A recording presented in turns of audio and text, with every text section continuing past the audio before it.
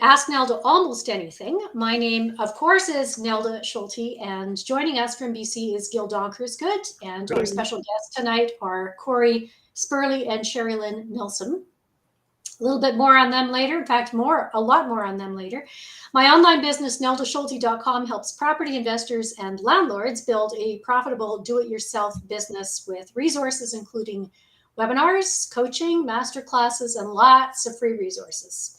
And the reason I'm doing this is because I want to help landlords avoid the financial landmines that I stepped in when I first started being a landlord. And this is one of the ways that I can help people do that. And to that end, that's why I bring speakers on, because there are many different ways to invest. Not all of them will suit you. Some will suit you better than others. So I like to give people a smorgasbord of different investment strategies and investors so that you can choose for yourself which is the right investment tool for you. So tonight's topic is how to buy properties with zero down and no mortgage using seller financing. And that involves commercial properties or multifamilies or apartment buildings. And Cory Sperle is our expert on that. And Sherilynn Milson is our expert on buying single family dwellings with rent option to purchase. There, I nearly said the wrong word. Option to purchase is what I wanted to say. So welcome, Cory, and welcome, Sherilynn. Thank you. Thank you. So for starters, who wants to answer this question? What is an agreement for sale? For those listeners who don't know what it is. Go ahead, Sherilynn. This is your area of expertise. Yeah, I've actually been teaching agreements for sale and rent to own and other creative strategies for a whole lot of years. So I'm used to explaining it. So an agreement for sale is when you take control over a property and you get beneficial ownership of that property, but the legal ownership or title stays in the seller's name and the financing is between the seller and the buyer. So there could be an underlying mortgage that is dealt with in that, or it could be they own it outright and you set up a mortgage between you and the seller. But yeah, the financing is nothing to do with you directly with the bank as the buyer. Excellent. Okay. That is a good explanation. And by the way, Sherilynn, I always like the way that you explain things. You've got a very nice, clear, succinct way that I can follow through very easily on. So yes. Good call, Cory. Okay. So what is the difference between an agreement for sale and buying a property through a bank with a mortgage? And I know you explained that a little bit. Maybe you could flesh it out a little bit more. So when you're buying with a bank mortgage, of course, you have to prove down payment. You need 20 or 25% down in most cases. For a single family, obviously with multifamily, it's easier to get CMHC, but Cory is the expert on that, not me. So with bank financing for single family, yes, 20 or 25% down. You have to qualify as an individual. It's really hard to buy a whole lot of properties because you just top out with mortgages. So once you get into dealing with seller financing, you're just bypassing the bank. You're dealing directly with the seller and you're figuring out terms that work for both of you, taking into account there could be that underlying mortgage that stays with the seller and you're dealing with that directly with the seller, not with the bank. Yeah, it's an excellent explanation. And actually, I think this is probably the type of way that most people bought properties many years ago before banks stepped into the picture and did the whole mortgage thing and made us all in debt. I wrote a whole article about this. So I'm all for seller financing because I think everybody wins, my 2 cents. So what's the difference between an agreement for sale and a joint venture? Because I know people have heard of joint ventures and they're probably thinking, well, is this a joint venture? Is an option for sale, an agreement for sale, a joint venture? How does that all work? Cory, you want to handle this one? Yeah, I guess I'll maybe add a few points to the earlier question. Yeah, basically, Sherilynn spells an agreement for sale perfectly well. It's very common in commercial. Usually it happens when there's a massive gap in the mortgage to be assumed and in length of time. So in a lot of cases, the mortgage penalties can be in the hundreds of thousands of dollars on a commercial property. So oftentimes an agreement for sale can solve, two things. The seller can sell, he can get a higher price, and the buyer can get terms that he couldn't get anywhere else by setting up a creative strategy like that. So, agreement for sale or vendor take, vendor take-back mortgages are very much the same way, right? You can assume a mortgage, and an agreement for sale it's not exactly the same thing, but it's a variation. I can talk about the differences with commercial and kind of single family later, but to your question, a joint venture and an agreement for sale, yeah, two completely different things. An agreement for sale is simply a financing strategy to buy or sell a property. Okay. You know, so if I want to sell a property, I may do an agreement for sale because I want a higher price. Most of the time, the seller's number one thing they're focused on is price, right? So they will sometimes bend to terms. Bend is a bad word. They'll consider other terms to get the higher price. So they'll take a vendor take back, or offer a vendor take back, or do an agreement for sale. Now, I think I term creative financing as anything that goes outside of a conventional bank. So I know there's, you can do bridge loans, BRRRRs, all these other things, but I consider more creative these financing strategies. And the key point is they are short term, at least they are in commercial. So whether you're taking on a vendor take or you're doing an agreement for sale, eventually you need to take out that mortgage or lien with conventional financing. Typically, these aren't held for more than 3 to 5 years. So that's key to know. It's not like I can do an agreement for sale or a vendor take and have it for 25 years. Okay. You could with a motivated seller, or in a different situation, it's possible. Like you go back to, 100 years ago, my grandfather bought all his land that way. It was a vendor take back. He essentially gave him the land and he made payments. But a joint venture can basically be referring to anything. Like a joint venture is where you have one or two parties coming together to buy a property, to buy an ice cream stand, to buy a business. It could be anything. It could be any number of entity, any number of financing options. Agreement for sale is specifically referring to one avenue of creative financing to either buy or to sell a property. Okay, great. Can I ask a quick question about this? Yep. Sure. In the case of, so Sherilynn touched on the fact that you can only get a certain number of mortgages from banks, after which they'll just say no. And does an agreement for sale, that is not considered part of the mortgages that you have when dealing with banks? That's correct. I used to include all of my agreement for sale purchases on my mortgage application because I was taking the money, and I still do take the money from my creative purchases, creative real estate, like rent to own and agreements for sale. I take that profit and I invest it into long-term buy and holds, usually with conventional financing. So when I would be going to buy a legally suited property, I'd include all of this on my mortgage application. And my mortgage broker, she wasn't, not a mortgage broker. She was the TD mortgage specialist. So she worked directly with TD. And she was saying, what is this property? You're not on the mortgage. You're not on title. Why are you including this? And I went through that several times, and then I just stopped including it because you're not on mortgage. You're not on title. With a vendor take back, that you are, because you are switching title and you do have some vendor financing. But with agreement for sale, that is its own little entity. You are not changing title. You're not changing legal ownership. And your name isn't on anything except for that agreement for sale document itself, the purchase agreement, and the caveat on title, which protects your interest. So yeah, it doesn't show up on your debt coverage ratio. It doesn't show up on your overall debt borrowings, nothing. Great. So one point I want to add to that. Sorry, I didn't mean to cut you off there, but you said we run into this financial wall, on single family. It's usually around 3 or 4 properties. That's not the case with multifamily. As long as you can qualify, you could buy 100 buildings in a month if you could find them and find the money. So that's the big difference between commercial. So I tend to see agreement for sale as it's almost like a wraparound mortgage. The seller, he keeps his mortgage here and you wrap one around his. So you're still making payments to him. He's making payments to his bank. Okay. So he should be positive cash flow. So he should actually be making money in the process. He's eliminated the headache of the property. He's going to sell at a higher price, and he's going to sell a couple of years from now at the price you're giving him today. The benefit for you is you're buying today's prices in maybe 2 or 3 years from now that should be much higher than today. So that's why it's a real win-win when it can come together and click. Yeah. Actually, another win to add to that, if the seller is selling a rental property, whether it's single family or commercial, the capital gains can be divided over up to 5 years.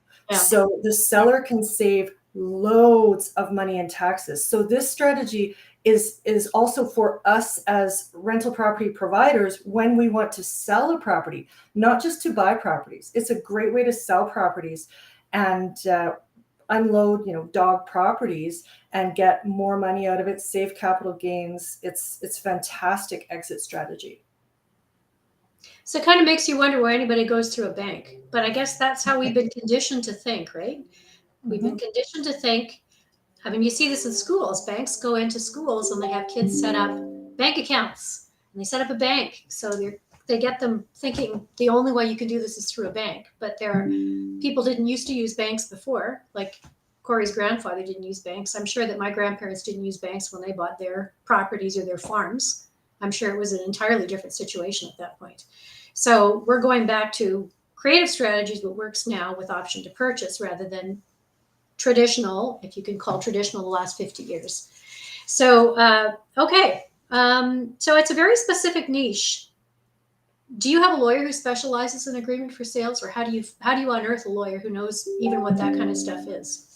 Well, I know for single family, you absolutely have to have a lawyer who specializes in that. My guess is with commercial, because it's so much more common, they probably all specialize. I don't know, Cory, what do you think?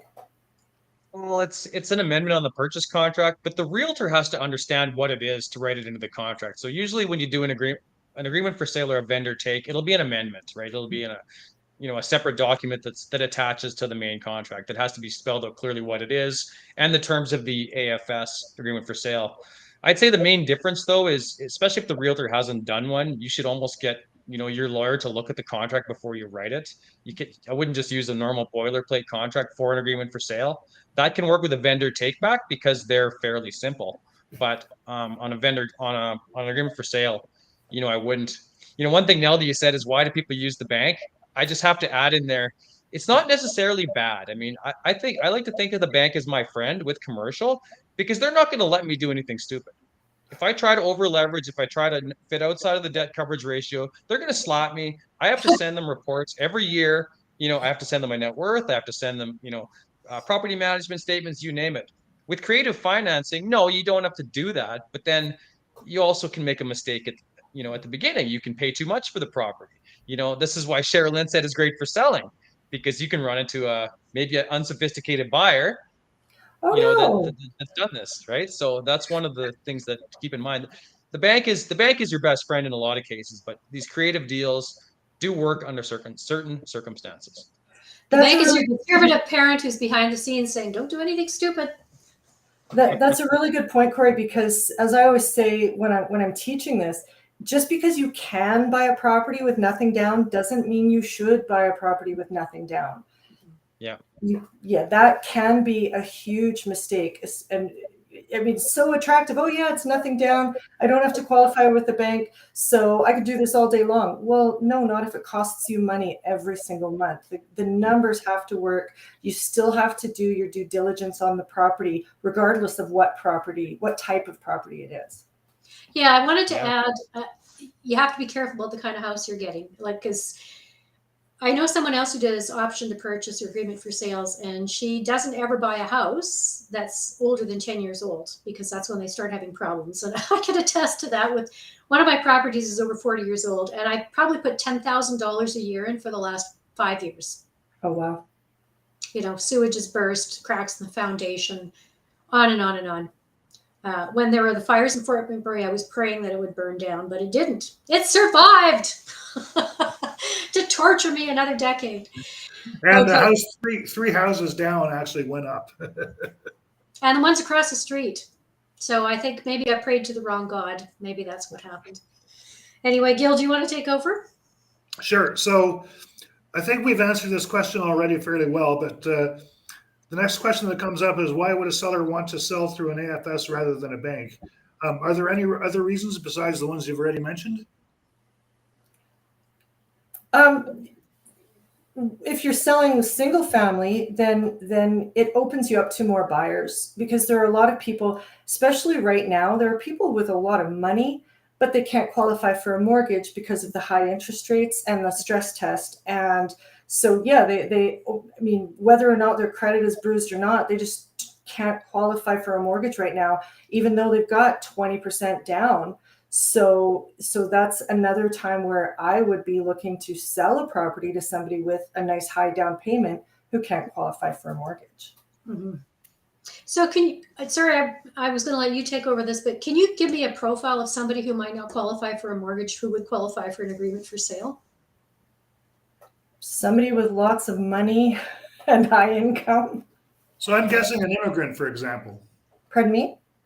For example, an immigrant, someone who's only been in the country for a couple of years, they've got money, they've got a good job, but they haven't had enough time to establish a credit rating. I'm just spitballing. Well, and or you've just been laid off from your job. There's a variety of situations that this falls under. Divorce, people have short-term issues that they're in the middle of trying to resolve. There's a lot of different circumstances. Yeah, and COVID played a number on a lot of people with reduced hours. So their notice of assessment that the bank uses for proof of income is not going to be as high as it needs to be for the house they want. So that's another thing there. Or people who have just newly started a business. Again, you need those couple of years of tax assessments at the higher rate. People who are self-employed and make too many deductions, and then again, their verifiable income is too low. So there's a lot of potential for buyers for these. And then as far as who wants to sell, which may have been your question, I think I may have gotten confused there, but who would like to sell with these? They might.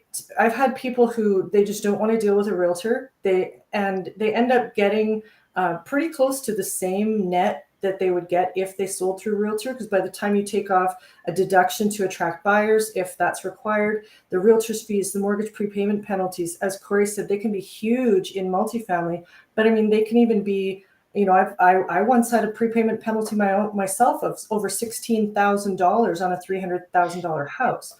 That's huge. So yeah, there's a lot of reasons why, and again, the tax deferral, there's a lot of reasons why people would want to sell this way. So when did you start buying properties with AFSs? AFSs? Sherilynn, probably that's to you. Probably since as long as you've been doing real estate. 2006, I'm going to guess. See if I'm right. No, actually, I started with rent to own first. I didn't do agreements for sale right away. I started with doing rent to own as a business, regular rental first, then rent to own. I started that in 2008. And oh goodness, I can't remember when my first agreement for sale was. 2010, 11, something like that. Which makes the next question difficult to answer. Sorry, my voice is going a bit funny. It's what was your first AFS property? Well, I don't know if this is the first, but this is the most interesting just because it functioned like bridge financing, because I got this property where the seller, her husband had died with no life insurance. The house was half renovated. The renovations were terrible and had to be torn apart. And she had a second on the house that was high interest. So this could not be a longer term, 3 or 5 years, as Cory was saying, couldn't be a longer term agreement for sale. But this was a prime candidate for a flip.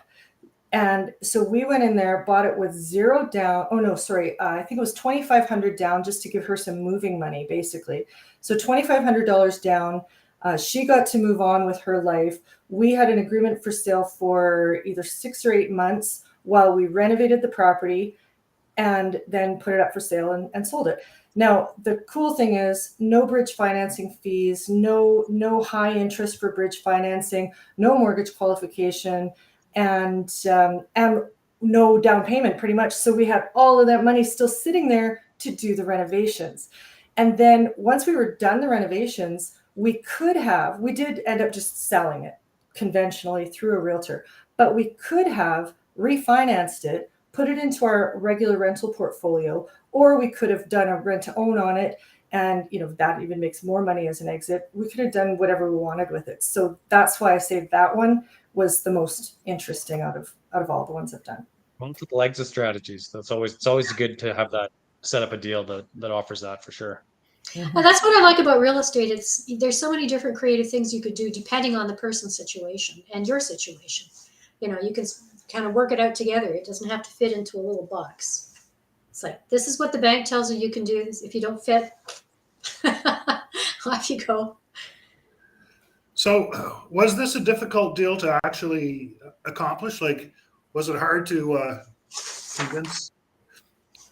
You're shaking your head already. Go ahead.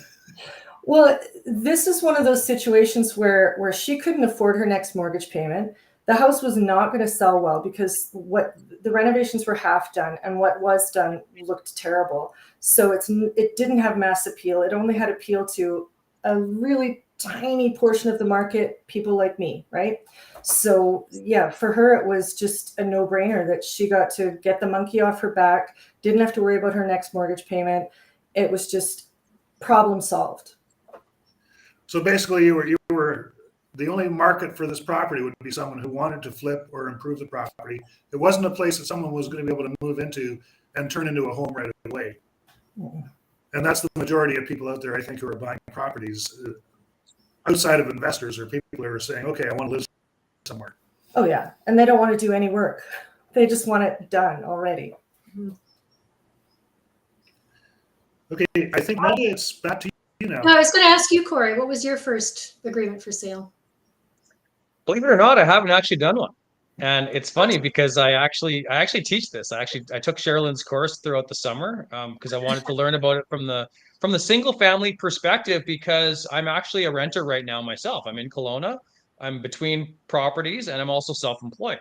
So this strategy fits in perfectly with what I'm trying to get into a property in an expensive market in the Okanagan. Now, I'm not diving right in immediately because even though I know I can get something with next to nothing down, prices are falling right now and interest rates are rising. So I would jump on the right opportunity, but just not right now. Now, on the commercial side, I've made plenty of offers for agreement for sale, but those are few and far between. And the only time I will ever consider it is usually if it's a 10-year mortgage and there's a significant time. Like I like the 3 to 4 year mark where it gives me enough time to get in there and do a proper BRRRR, get the rents up, especially with, I mean, rent control laws, rent restriction laws, they've changed it in Alberta. It used to be we could do it every 3 months, Saskatchewan every 3 months. Now it's once a year with 90 days notice. Now Saskatchewan, you can do that, once every 6 months, but a little bit of a different scenario. So I would only do it if the rents were low enough. Rents have to be low enough that I know that I can get the upside potential and I can take out that loan in that 3 year time frame. That's the only time I would consider it under those circumstances. Now I can give you a couple of examples. So, if I had bought something in let's say 2010, someone who bought the building, in 2007, 2006 or something like that, when it was low. And, the next few years it appreciated a lot, so if I had an agreement for sale for 3 years and I agreed to pay X price, great. I'm sitting pretty, right? I've got a ton of equity. I have low debt. I could easily go to the bank and take that out. Now, if I would have done like 100%, AFS, which I know some people have done, I've done like as high as 95% vendor take. You can go as high a leverage as the seller will agree. Okay. But like you said, just because you can doesn't mean you should. But let's imagine you did that in 2014 in Edmonton on a multifamily project. Well, we all know that rents have plunged 20% since then, and they still have not recovered. We are now 8 years later in Alberta, and rents still are not back to 2014 levels. So we basically lost eight years of rents. So the markets are cyclical in Alberta. Typically, every 10 years there's a downturn. So right now we're swinging back up, and we're swinging back up fast. But let's say I had done that agreement for sale. Let's say I had agreed to the seller, like $2 million or something, AFS. I'm gonna pay this out in 1 year or 2 years. Well, now the property is only worth like 1.6 million.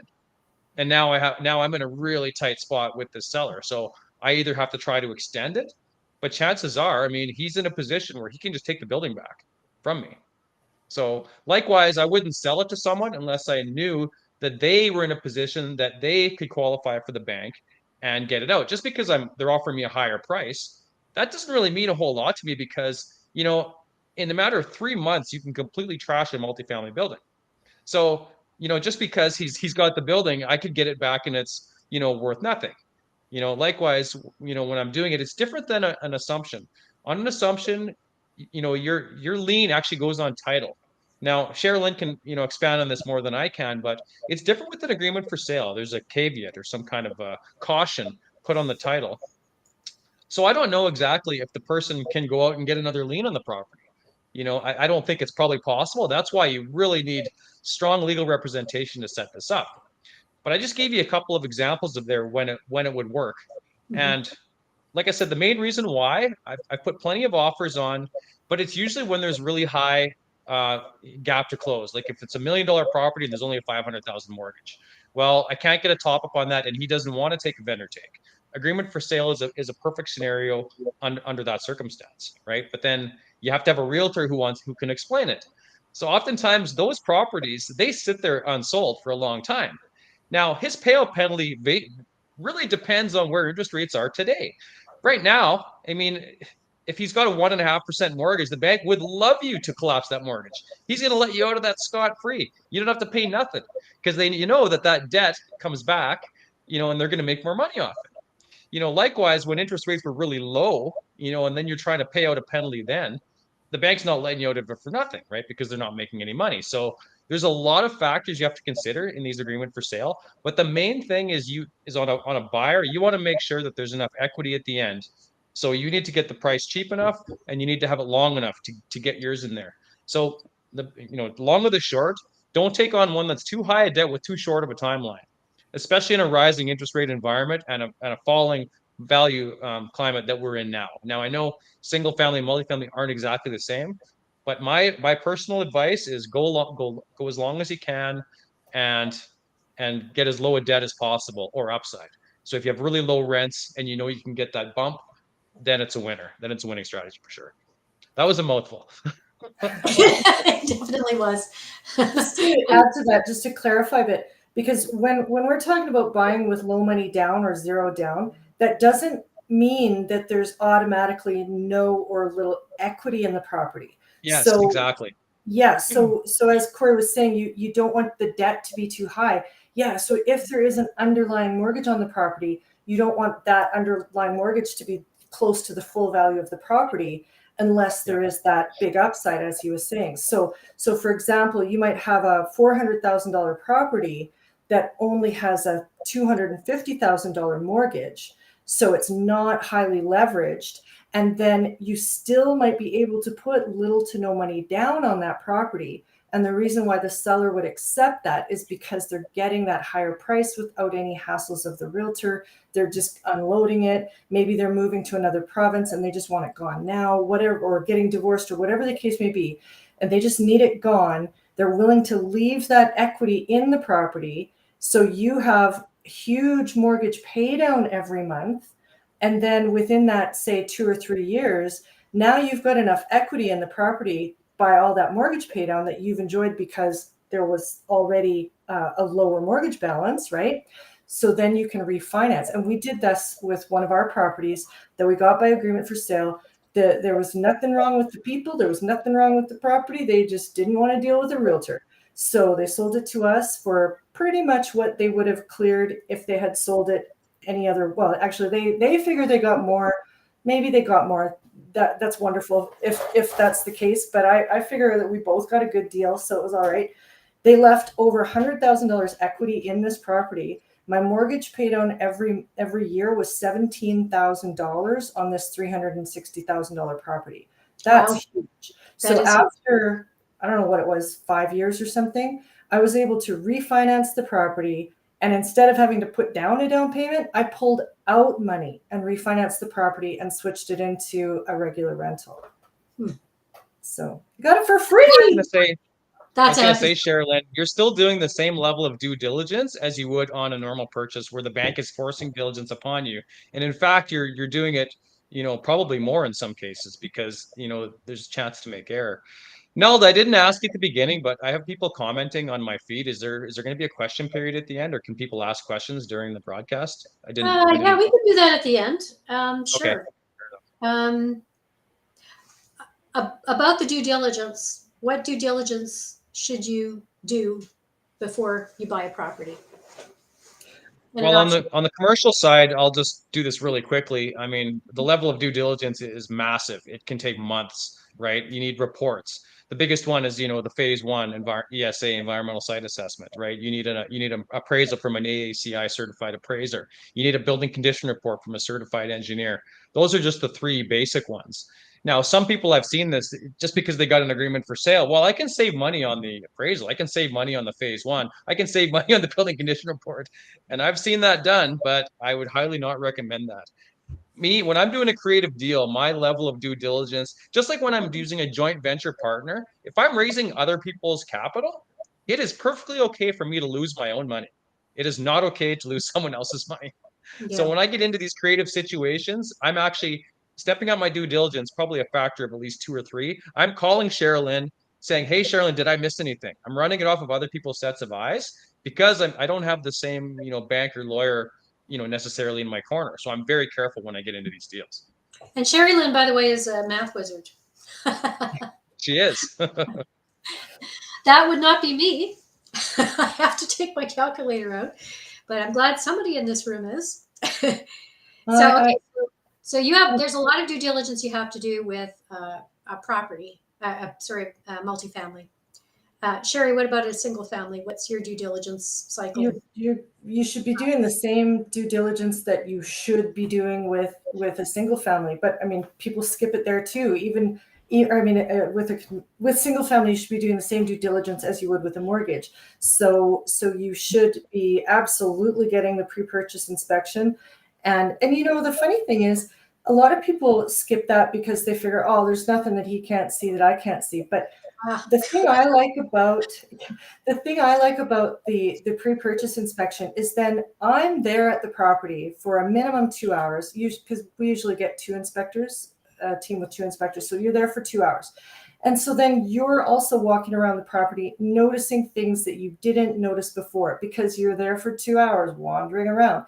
And then you can also make your list of what needs to be done by your contractor or your handyman for when you do get possession. So if for nothing else, that second set of eyes is great, but it forces you to have a better look at the property. And then absolutely, unless you're really familiar with the market, you should be getting an appraisal. And I always put it in my agreement, even if I think I might not get an appraisal on this one, I always put it as a condition, and I can decide later whether I want to or not. Because maybe I talk to my trusted realtor, who gets comparative market analysis, and because I was thinking, oh, this property is worth $375 after repaired value, and then the CMA comes back and says $350. Oh, well, that cuts my margin a little tight. That's not the upside I was looking for. But let's get a proper appraisal done now just to confirm, see where we're really sitting at. So yeah, you definitely want to do all of that, because even though if you screw up, yeah, sure, you can just walk away and give this property back to the seller. But is that really how you want to have your reputation built? Yeah. Exactly. Okay. Good. So be professional, do your due diligence in every aspect of this, and present yourself the best you can to them and to others, because people are watching you.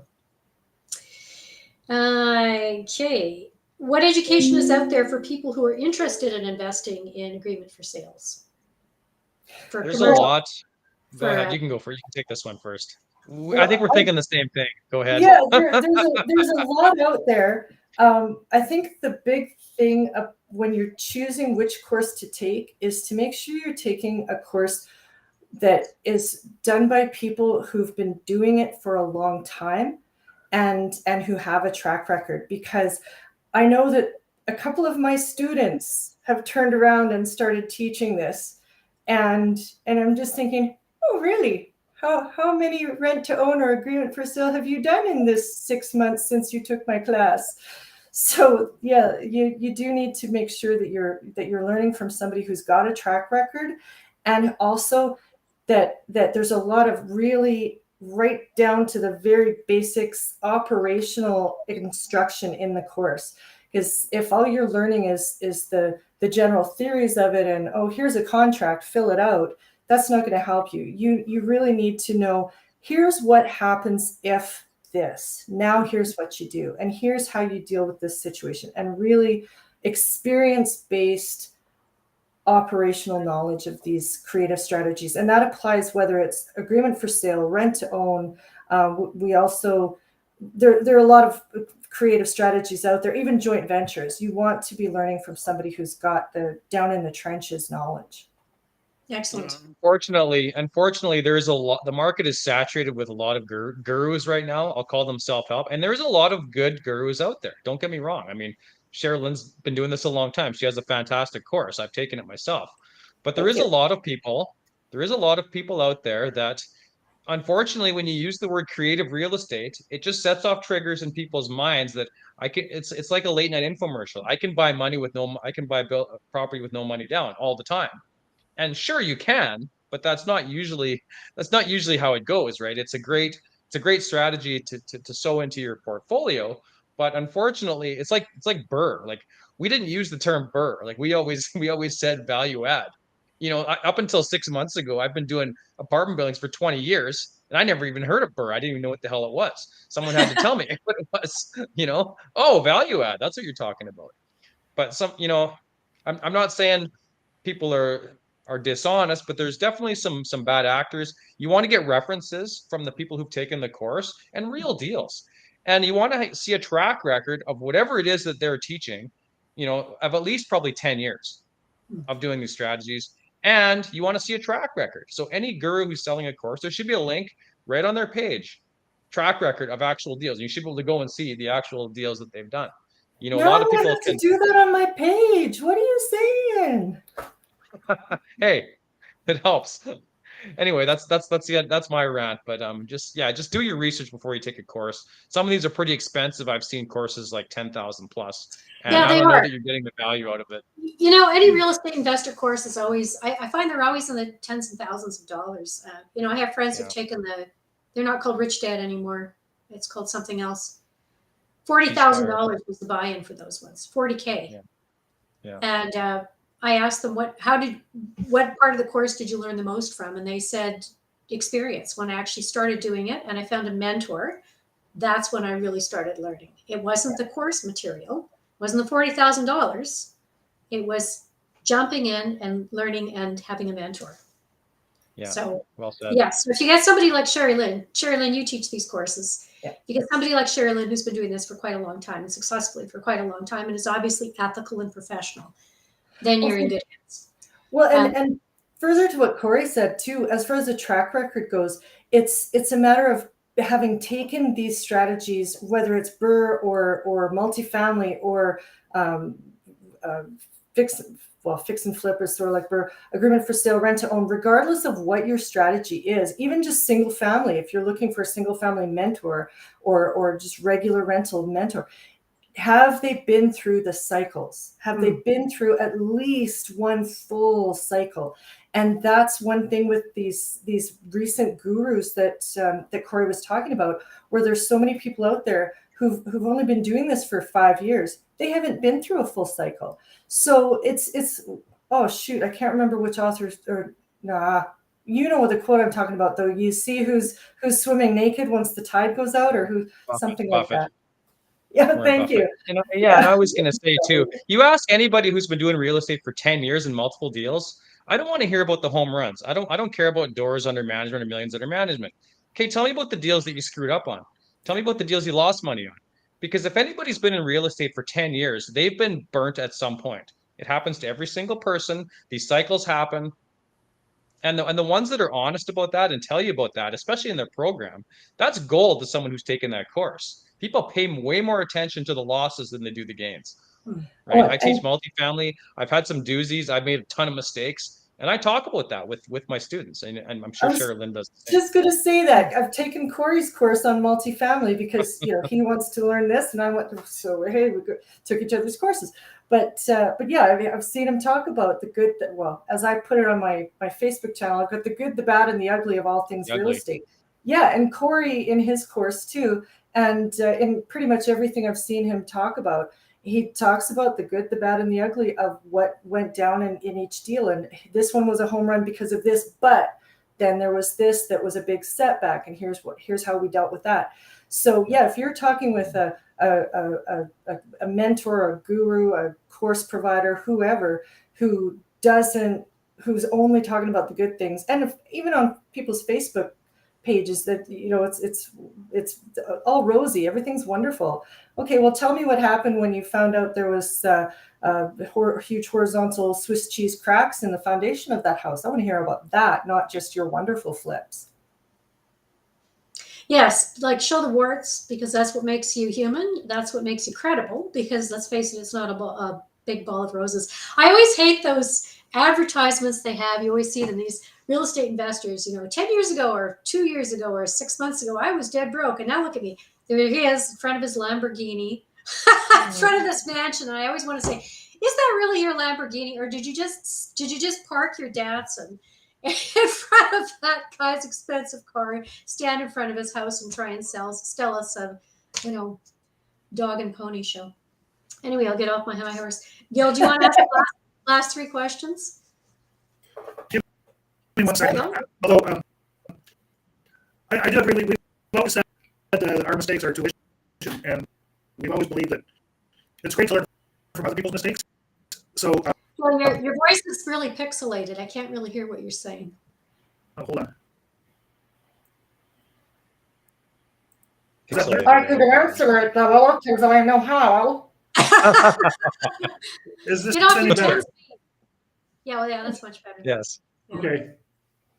I was saying that we always called those mistakes tuition, and we've always believed that sharing to it, like, you're not going to teach people by telling them how good you are. You're going to teach people by telling them what to avoid, and that's what we've always done. And it also, people are entertained by your failures as well. Okay, so yeah, I'm glad. As long as you don't zero in on your failures, because they won't want to buy anything from you. this is true. So has your life changed for the better, either of you, from being in real estate? This is a tough question. Go ahead, Sherilynn. For my background, so we had a little bit of our own money coming into real estate investing, and we made it really work for us, because we would buy low money down, live in the property, fix up the existing suite or build a new suite in one case, and then find another one, buy that with low money down, do it all again. So we stretched our capital quite a ways, but then eventually ran out of it. And as animated as I can be when I'm talking on these things, I am really terrible at selling myself. So getting joint venture money was a huge challenge for me. And when I started doing creative deals, I found that because there's that time horizon that's only 3 to 5 years for most of these deals. So it was really attractive to joint venture partners. And I was buying properties with low money down on the one hand, but then when I was doing rent to own, I was attracting money like crazy. I had people lined up for my next deal, because it's this pretty little package with a little bow on top that says, here's exactly how the deal is supposed to go. And investors loved that. So then I was bringing in other people's money much easier, and then taking all of the profits from all of these creative deals and buying regular rental properties. So I have, my multi-million-dollar portfolio within my corporation was bought with 0 of my own dollars. Absolutely no money in my corporation from my pocket. Sherilynn, my story's a little bit different. The benefits, I mean, I've been at it a long time. I've kind of been a turtle in third gear, going very slow but methodically, reaching out to people who know more than I do every step of the way. So 2018, I had a setback in my family. My son, he was seriously ill. He's immunocompromised, and I had to take a year sabbatical from work, unpaid. So I basically had a year I spent in Vancouver. He was in BC Kids, and I couldn't work. So that could have dealt a devastating blow to my family.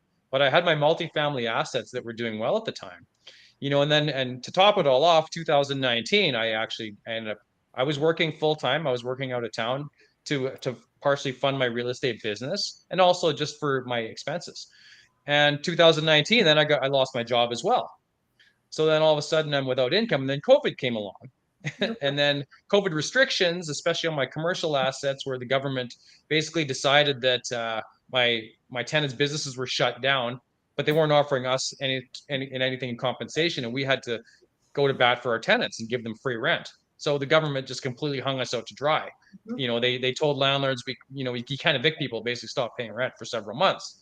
So I had several things happen to me all at the same time, and I share that story because I had my multifamily assets to back me up, especially when I had to take the year off. If I didn't have that, I don't know what I would have done at that time. I honestly don't. So I'm very thankful and very blessed that my portfolio was there to save me, essentially.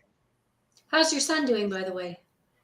Good. He went on to have a full recovery. He's doing well. He's like playing soccer now, and it's funny. I think I even did a deal during that year. Sometimes good deals come to you. You just never know when, but you have to be awake when that good deal comes across your desk and move on it, regardless of what's going on in life. I mean, life is going to happen no matter what. It doesn't stop for personal circumstances. So, I found a great deal. I made a lot of money. It was a flip and multifamily. It was on more of a contract assignment. I think I had it for 8 months. We made a couple $100,000 in a 6-month period. So it was fantastic. I've done a couple of those as well. So excellent. Yeah. So keep your eyes open. Well, you have to know what you're looking for too, because if you don't know what you're looking for, you're not going to see it if it hits you in the face, right? So you have to be prepared, and you have to educate yourself. So you two also have an excellent investor seminar coming up, don't you? Tell us about it. Tell us what it's called and how we get in touch. Yeah, so it's called the Real Estate Resilience Summit, Property Summit. I got this idea from Sherilynn, actually. Sherilynn invented summits long before I even know what one was. I didn't even know what a funnel was until 6 months ago. I thought it was something that you added oil to your car. Seriously, I didn't know anything about it. So I reached out to Sherilynn early on to get help with my summit. So I did one in March, and she was actually one of my speakers on it. So she's been helping me out with this one as well. She's been very busy. But essentially what it is, we have 20, I think 18 speakers. So it's a 3-day event. It's on October the 14th to the 16th, 14, 15, 16. It's for 6 hours a day. And it is simply just packed with value all in one place. So we have people speaking about, creative. Sherilynn's going to be talking about creative. I'm going to be doing a panel on multifamily with some guys from Ontario. We have someone doing tiny houses. We have banking concepts. We have Smith land. maneuver. Sorry? Smith maneuver. We've got Smith maneuver. Like we actually have the guy who invented the Smith maneuver on our show. And I've heard of the Smith maneuver. Is this the dad or the son? The dad or the son? Oh, sorry, Robinson. The dad is Fraser, so we have Robinson Smith. But I mean, I heard of the Smith maneuver even before I was doing real estate, like 20 years ago. Like this has been around a long time. So strategies like this, it's really about resilience. So from the time I did my summit in March to today, the real estate market in Canada has been flipped upside down. Things are completely different. I mean, we're seeing double-digit valuation drops in the Lower Mainland in Ontario. That wasn't happening in March. We were still very much at the peak or just slightly past it. So everyone's had to adapt to resilience. I mean, your cash flows are being crunched. Your variable rate mortgages are going up. Your insurance is going up. Your utilities are going up. Carbon taxes are going up. As investors, we're faced with adversity that we have never seen before. And as Sherilynn said, a lot of these people have never seen a down market. And we're heading into that now. So this Resilient Summit is all for all about people. So there's 3 themes. The first day is going to be all about how do we preserve wealth? How do we look at the situation right now? The second day is we're going to look at new opportunities. So that's why we have the new houses, Airbnbs. We have people going in the US. We're going to sort of fill your brain with all kinds of opportunities that are out there. And then day 3 is really going to be the mindset and pivot to action. So that's the action piece of putting the puzzle all together. So I've had a blast putting this together. It's been a lot of work, but when you go to these summits, it's not like a real conference. You go to a conference, it's great, you meet people, but then you leave and you kind of forget about it. You get a little swag bag and off you go. You're going to get the recordings for life. So you own this. You can go back and look. I still have people that are going back to my summit. Sherilynn has people going back to her summits on YouTube and saying, yeah, I went back to this and look what you said, 3 or 4 years ago about what was happening today. And this is exactly what's happened. Also at this, we're giving away a ton of prizes. So we have a platform where we have engagement prizes. We have something like 20,000 in prizes. So we have tickets to Wealth Hacker. Erwin Zito's putting that on. as well as the multifamily conference. We have some Airbnb getaways. So we have a lot of gifts. Plus we have basically access to my March summit just to go to the page. So if you just go to resilience.ca page, I'm not sure if you posted the link in this or not, but if you can have it, okay, yeah. So, but if we can get the link on there, yeah, you can just visit the page, check us out. So it's starting in about 9 days, and like I said, we're very excited about it, and it's great. I seriously, I haven't seen anything like this in Canada. I've been to a lot of the free ones out there, but with the lineup that we have, and the star-studded lineup and the people that we have, all in one place, I've never seen this anywhere. So I'm very excited, not only to host some of these speakers, but to take it in myself. This is something I'm going to be referring to a long time forward, because I'm going to be utilizing some of these strategies myself in my lifetime. So this is how much is absolutely a the wonderful summit? thing. How much is this Wonder Summit? Yeah, so it's right now it's $99. We had a promotion that ended last week, unfortunately. But part of this $99 too is not only do you get these recordings for life, you also get a personalized action plan. So what you get out of this is we're actually taking the highlights from all the speakers, all the talking points of what is happening today, and we're packaging that all up into an action plan for you. So that's a $500 value right now. And I say that because, when I ask Sherilynn questions, there's different answers than there was, 6 months ago at the March Summit, because, the world has changed. So now you're going to get this plan that's all up to date, and that's all included in the price of admission. Well, I think so even if you can't make it to all or part, sorry, $99 is extremely reasonable to It's have that many practically people free. Yeah, that's for that's what right. we're giving it. Yeah, it's That is good. an excellent price. Well, and just to go back to what we were saying before about the gurus, there are no fake gurus at this summit. I've seen the speakers list, I've seen the agenda, and it's all people who have huge valuable experience in all of these areas, and well, the breadth of the topics is insane. And then the experience of the speakers, you should add up the years of experience, Cory, and post it somewhere that this is, whatever, 200 years of real estate. Actually, it'd probably be way more than that. But anyway, the experience, they've been through everything. You're not going to find people who know this stuff better. Yeah, and you can engage the speakers directly as part of this platform. Yeah. That's the beautiful thing. So there's a virtual expo hall where the speakers are going to be in their booths. You can talk to them. You can ask Sherilynn questions directly. The interviews are all going to be hard hitting, and there's no sales pitch here at all. Like, nobody is selling anything. This is just simply about value to our audience. But Excellent. in the chat feature, you can ask any question. There's going to be Q&As for every speaker. So you can ask Erwin Zito what you've always wanted to ask him, or Dalia Barsom. She's one of the biggest mortgage brokers in the country. She's going to be live on Sunday. So you get to engage with these speakers directly. So it's a pretty amazing opportunity. That is amazing. So we wanted to leave a little bit of room for questions. Do you have some questions that people were wanting to bring up? The only one that I saw on there was, what's the difference between an agreement for sale and a vendor take back? And maybe Sherilynn can give the residential spin, and I'll give the commercial spin. We didn't really distinguish. So with either way, you're using just a regular purchase agreement. With the agreement for sale, there's the financing schedule built in about how you're dealing with the financing between the buyer and the seller. Now, with agreement for sale, you are not changing legal title. You're not changing legal ownership. You get the beneficial ownership, which is the operational control, but you don't get the title in your name, and you don't get your name on a mortgage. With vendor take back, still purchase agreement, but you're using conventional financing through a bank or other lending institution, and there's a portion of the purchase price that is seller financing, and that's usually registered as a second mortgage after your new bank mortgage. And title does transfer. Yeah. So in commercial and apartments, it's very much exactly like what you just said. But a vendor take is not limited to only part of it. You can have a vendor take as a first and only mortgage. So a building that I bought was, the guy owned free and clear. He gave me a 92% VTB. That was the only mortgage. So I negotiated a 3-year term of interest-only payments. So that's still counted. But you're right. In most cases, if I'm trying to buy a building that, let's say there's 50% debt on it, right? I want to top that up. So I basically have three options. The agreement for sale is one of the better ones, right? Because you can buy that building with the 20% down. The second is you can assume the mortgage that's there and take a VTB top up to get you up to 75%. So let's say the vendor takes 25. But there's actually a third option called a pari passu. So what that is you go to the lender who's holding the mortgage and you say to them, like, look, there's a big bunch of equity in here. The rent's gone up. Hey, give me a break. Give me another mortgage. Give me a second mortgage at first terms on top of that. So if there's 3 years left on that mortgage you've assumed, sometimes they will actually do a pari passu and actually marry it to the first. It's two separate mortgages that come due at the same time. Now, lenders don't like to tell you this, that they do this, because they want to sell you a second mortgage where they can make much higher money in points and an interest rate.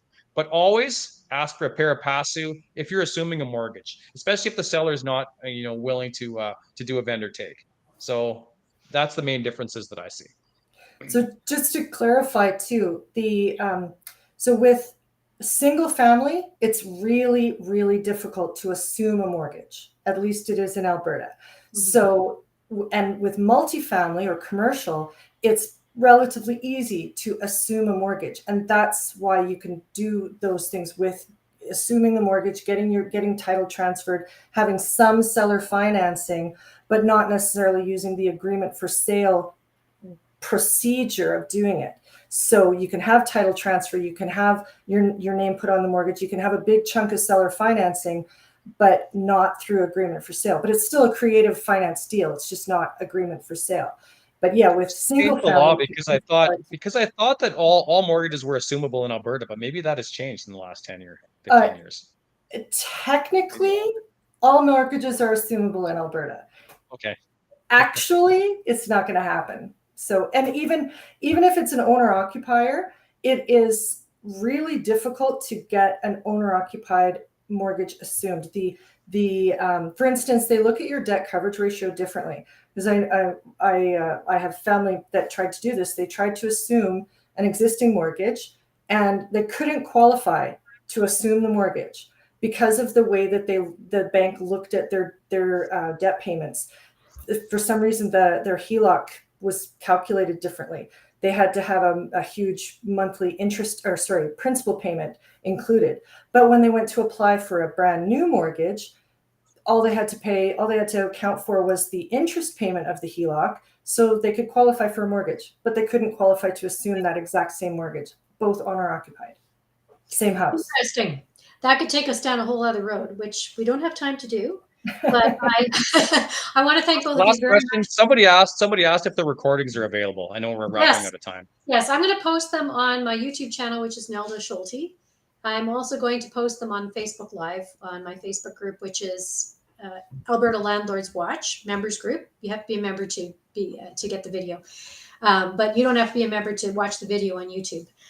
So I want to thank Cory Sperle and Sherilynn Milson very much for joining and helping educate us with creative strategies for real estate.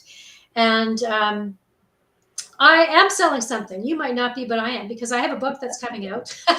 It's called Canadian Landlord's Handbook. And it's going to be available tomorrow, actually. It's available on Kindle KDP right now, and it's going to be available on Amazon tomorrow, and it's going to be free for 4 days. So I'll be posting that as well. And that's for anybody who is buying property and you want to know how to self-manage. If you like this session, like it on Facebook. If you liked it on YouTube, like it and or subscribe to my channel and or share it with anybody who you believe would benefit from this. If people are looking for creative real estate deals and you say, look, watch this video, it'll get you started. By all means, be generous and share. And of course, if you want free and reasonably priced landlording and property investment resources, jump onto my website, neldaschulte.com, and click on the green membership button, and you can get a lot of stuff for free.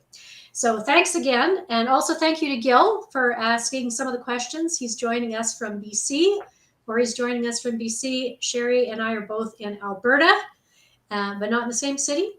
So that is the joy of technology. So thank you for joining us. Like this, and we will post everything and give access to members and people on YouTube tomorrow. Ciao for now. Awesome. Have Thanks, a good night. Nella. Thank you. Okay, bye-bye. Thank you very much.